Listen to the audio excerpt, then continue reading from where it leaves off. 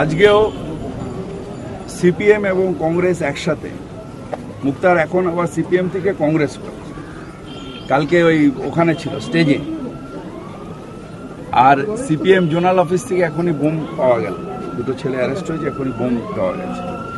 এরা একসাথে মিলে এই অ্যাটাক করে এখানে যে পিসফুলভাবে সকাল থেকে পুলিশ থেকে স্টুডেন্টদের আইডি কার্ড দিয়ে ঢোকাচ্ছে, ওরা সেটা না মেনে এখানে জোর করে ভেঙে গেট একটা উত্তেজনা সৃষ্টি করার জন্য গেছিল।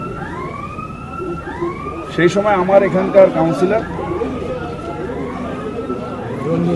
মোহাম্মদ ইকবাল ওরা ছিল, পুলিশ বলেছিল একটু দূরে থাকুন, ওরা 100 মিটার দূরে ছিল। ওদের ওপরে ফায়ারিং করার জন্য গিয়ে ওরা গুলিটা চালায়।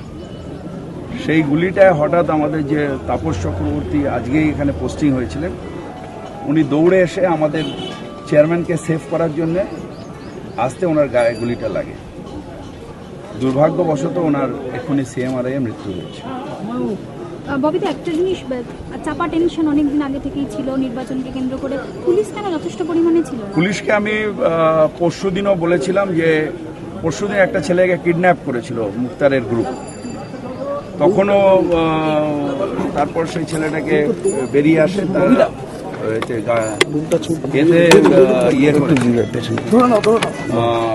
মেটিয়াপুর থানায় এফআইআর করেছিল। ওসি গার্ডেন রিচকে আমি বলেছিলাম, রঞ্জিত পচনন্দাকেও বলেছিলাম। কালকেও ওরা এখানে এসে বোমাবাজি করেছে ভেতরে, আর আজকেও ওরা সকাল থেকে খুব পিসফুলি চলছিল, হঠাৎ করে এসে ওরা, যেটা ওদের এখানকার অভ্যাস 34 বছরে, সেই একই কাজ করতে গেছে। আগের বারও আমাদের যখন আগের বছর এইরকম ইলেকশনে 6টা ছেলে ইনজোর্ড হয়েছিল, আজকেও 4টে ছেলে ইনজোর্ড হয়েছে